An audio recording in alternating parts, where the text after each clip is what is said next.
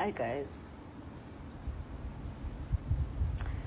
I don't know. I just wanted to share this video because I'm a tad bit depressed. I think reading about South Africa sometimes makes you just like sad. Thinking about what South Africa used to be like also makes you sad. When you think, Hubuti, like people died for this country and we thought we are being liberated, like we thought that we're free, only to move from oppression to oppression. Guys, this country is run by criminals. Like, when you read about South Africa and child trafficking and how bad South Africa is when it comes to child trafficking, like we're up there with the countries that are red flagged when it comes to child trafficking. You know, South Africa is home for trafficking children to all over the world. Like foreigners come here and they take over, like they take kids from this country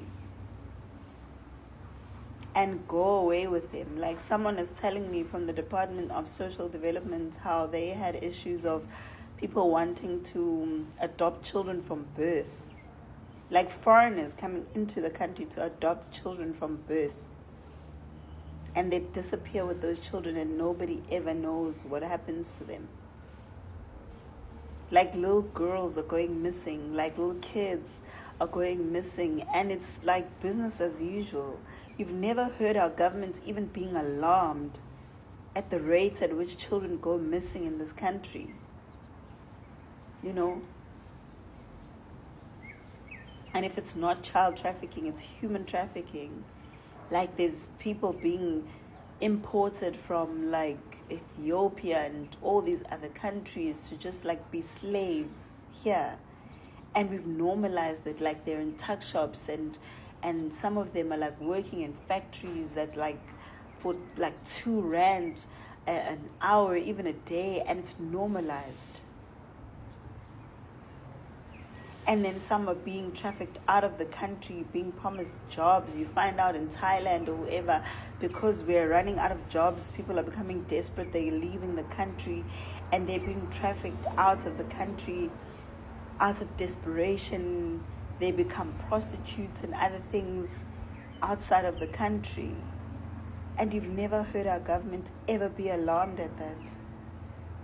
And if it's not just that, it's the drugs that are all over. Like young South African men are dying at the hands of drugs while people from outside of this country barely even touch drugs at all. They don't touch them. But the youth of this country are the ones that are being given drugs, being recruited to be active drug dealers and drug users. And our government has never said a thing. Have you ever heard the government say anything? Like the remember back in the days when there was like a problem like with HIV AIDS, there'd be like campaigns all over about HIV AIDS, there'd be campaigns all over about don't do drugs. When have you seen campaigns about not doing drugs in schools lately? When have you seen campaigns about trafficking, like human trafficking, child safety, etc., etc.? Instead of that, we're getting more and more immigrants coming into this country. And those immigrants happen to be men more than they are women. And their shops are just mushrooming all over. Like there's shops everywhere, shops that are hardly regularized, they are hardly checked. Nobody knows what happens, hijacked buildings, this and that. Guys, this country is a home for international crimes. Our country, when they say it's a crime scene, it's a proper crime scene. And South Africans don't realize that the biggest enablers are government and politicians. Politicians are the biggest beneficiaries. The illicit drugs that are coming in from Zimbabwe, Illicit drugs are a booming business in this country. Illicit cigarettes, are a booming business in South Africa. Booming. And who are the biggest beneficiaries? Illegal mining is a booming business in this country. And who are the biggest beneficiaries? I hope and pray that God sees us through. I hope and pray that South Africans, those who know deep down in their hearts that they're not supposed to be sitting down and not doing anything about this, actually will eventually stand up and do something. I hope that when it comes to voting, we'll make better choices. And I hope whoever's been tasked and the people that have been tasked with fixing this and cleaning up this country, that God gives them more strength to do so. Because if we do not fix this, we are in a bigger mess than we actually think we are in. Because this country is in serious, serious trouble. We're not just like a home for illegal crimes, illegal immigrants. We're a home for foreigners of all shapes and sizes who are in this country just being criminals. And I really pray that people who have been tasked to pray for this country pray day and night for it. I hope you guys will really wake up in the middle of the night and say whatever prayers that you have to say for this country. And those who've been tasked with actively doing something, making your voices heard, will ignore that voice that says be scared and be fearful.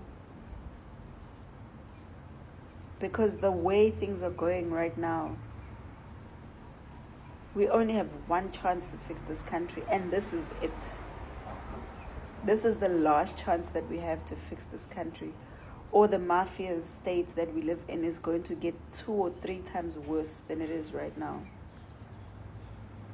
I don't mean to alarm you. I don't mean to scare anyone.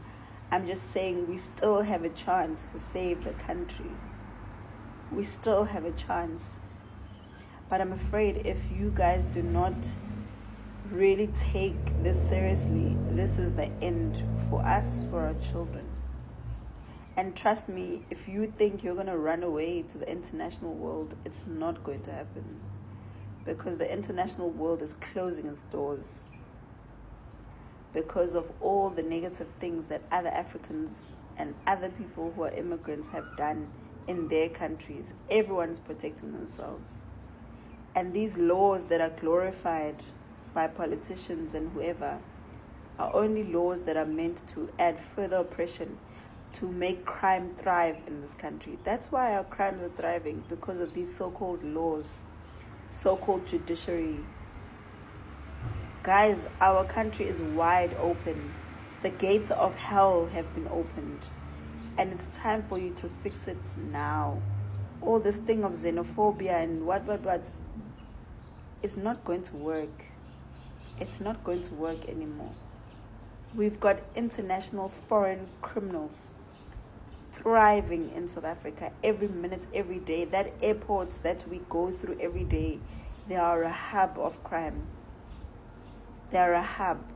Our ports, our transport system, our borders, everything in this country is a crime scene. And politicians are actively aware and actively part of it. Of course, not all of them. But guys, take this seriously. Please stand up and fight for South Africa. Please. Please.